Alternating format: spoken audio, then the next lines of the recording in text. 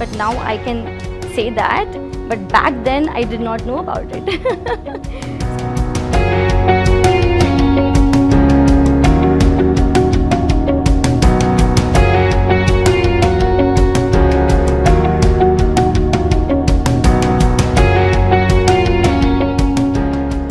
Hi, I'm Neeta Kumar and you're watching me on #magazine.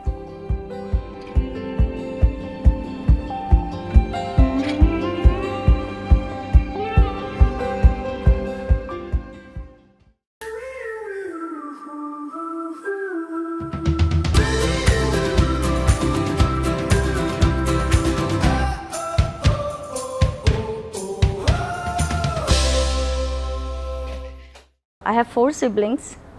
And my father is into furniture business since decades, I would say, 60 years or so. So I think I got my little bit of my, passion generated maybe from there, right? Because since, imagine, I mean, you're seeing something since your childhood.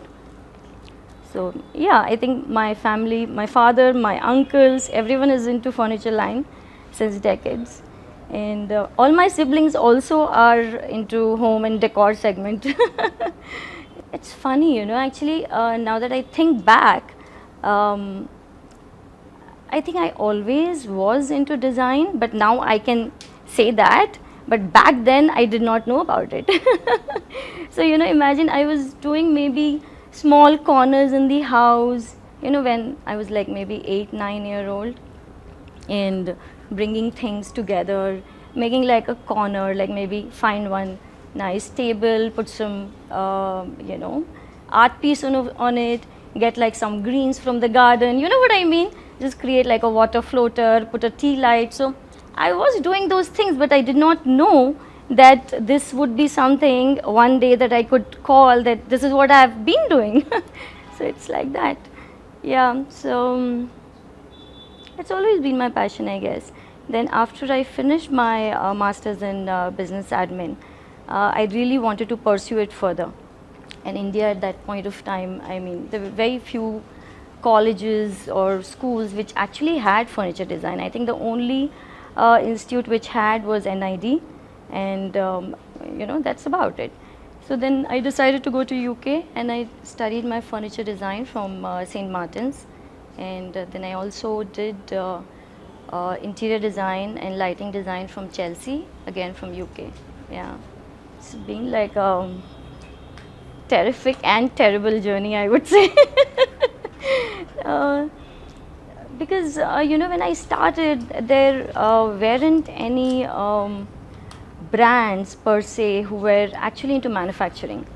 So most of the brands or most of the stores that you see in Hyderabad are all traders. They're basically either importing or locally or from Italy, China, whatever it is, and selling in the market, right? So typically a trader, I would say. But having to design a product from scratch, there were none. So it was a very difficult journey in the beginning, because finding the right kind of people in that industry was very challenging, making sure that we get like good skilled people, right? See, furniture making is again an art. It is not, it's not something which can just happen. It's a volume product. It is not something that you're like designing a piece of cloth, you know what I mean? So to set up doing a furniture factory, it involves a lot of logistics. You need a big space, you're purchasing and making sure that you find the right skilled people to actually work on the wood. And my first choice always of materials has been wood. I never tried anything else, like, I was not into making boxes, you know what I mean? So the whole thing was to come up with something which is like really of some character, you know what I mean? So wood was something which really, something I have been seeing since my childhood, so I really wanted to play with it. And so having said that, I think it was a very nice journey, yeah. And you'll not believe it, it's funny. So I started the workshop when I was actually pregnant. with like a team of maybe 4 to 5 carpenters. And I just wanted to start. I didn't want to wait that, let me just finish this process of, how it is, right? Pregnancy and waiting for things to happen. And I said, just chuck it. Let me just start it right now and see how it goes. So yeah, it was like that. So with 4 carpenters, now we have a setup of close to 150 people in the workshop. And it's been really nice. I mean, learned a lot, 15, 16 years. So Delhi happened in a very organic manner. So we participated in a show called as India Design Show. So India Design Show is a very premium show. It is not for traders. It is essentially for designers. So it's a design platform show, I would say, right? And this was the only show which actually exhibited designers and their works on a national level. And so then we participated in 2016, and we got like tremendous response. And then we thought that Delhi is a place that we should be here. Like I said, we were the only ones to produce a design from scratch. In Delhi, you would find a handful of people doing that. So, imagine your competition suddenly is, you are in the league. I have known a lot of designers, obviously, since in the design field. I wouldn't say that, I wouldn't say all are bad.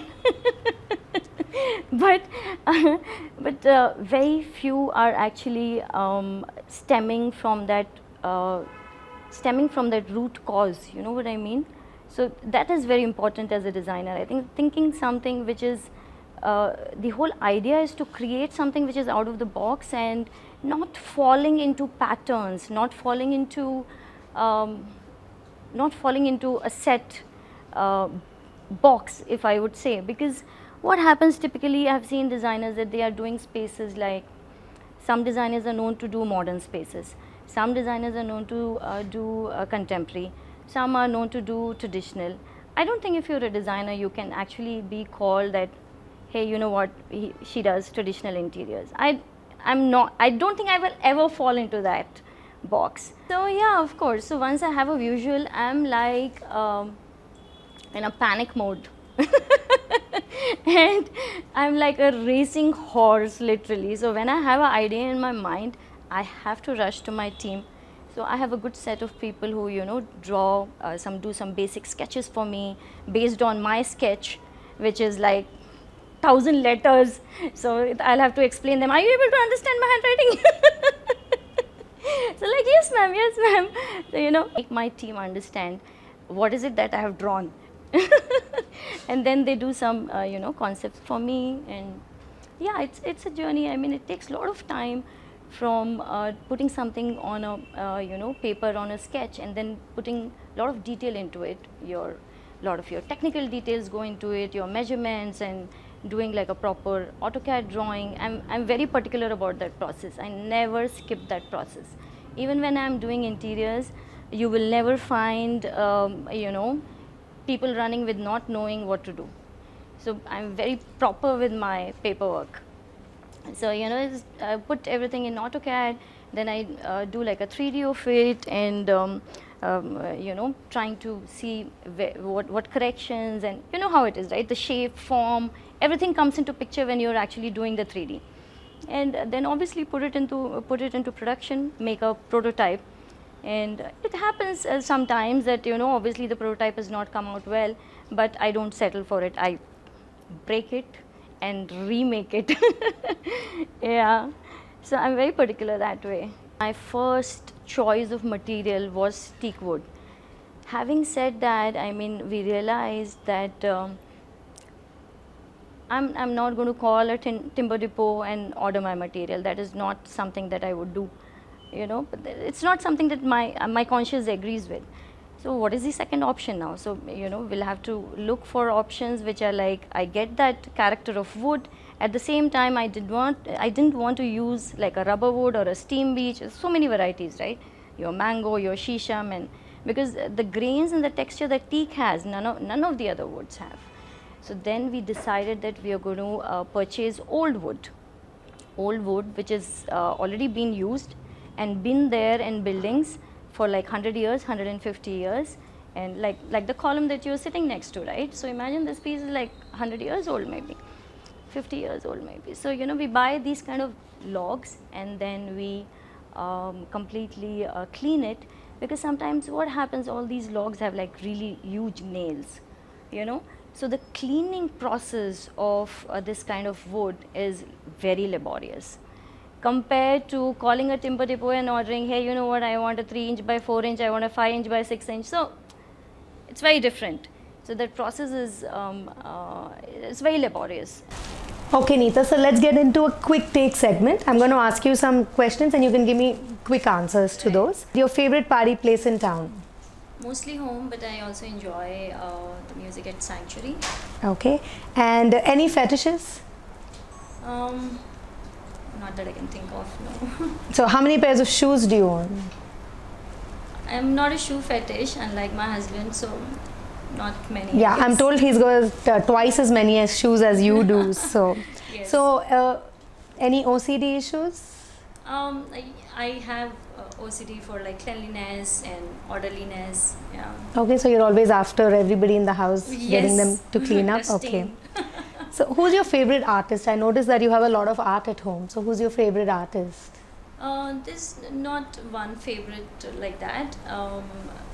Since I work with a lot of amateur and a lot of matured art as well, so not really. It is something that I keep coming across with different pieces of art. So Okay. I really don't have like a favorite. So any one artist that we can invest on right now and get rich? I'm just wondering. I mean, anybody that you thought that was interesting, like a future MF Hussain?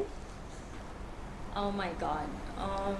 I wouldn't be able to pinpoint on that. No. Okay. And your favorite holiday destination? Ibiza.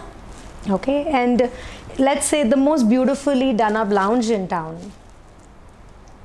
In terms of interiors, I haven't been to so many in town, but I think I really like the new ones which are coming up, right? They're quite different, quirky, and every lounge I think has a different kind of look and feel to the place. Yeah. Okay. So what are your top 3 priorities in life right now? Right now, there's nothing like right now, but mostly my priorities are pretty much fixed. Which are? So it's Top 3. Top 3. My first priority is always family, and second is work, and third is fun. Okay. Yeah, that's an important priority, totally. Your fitness mantra, because you're really fit, I can see that. It is something that I do on a very daily basis. So I'm a very conscious eater. So I believe in that 80-20 kind of a technique. Okay. Never fill your stomach, 100%. So that is one thing, and I exercise regularly. So do yoga and gymming, and I have a set routine. So any guilty pleasures? Eating late night, like binge eating sometimes. Okay, so do you also portion control the biryani and the Of course, kebab? yeah. That's a difficult one. That's the reason it's a guilty pleasure. Yeah, right? I know, totally. When you don't control it. I know. So, and let's say when you walk into a house with terrible interiors, what do you do? I would like to run away. The first thing would be like, not to look into it and just turn back in. And then finally, I see that you have both cats and dogs. So which one would be your favorite?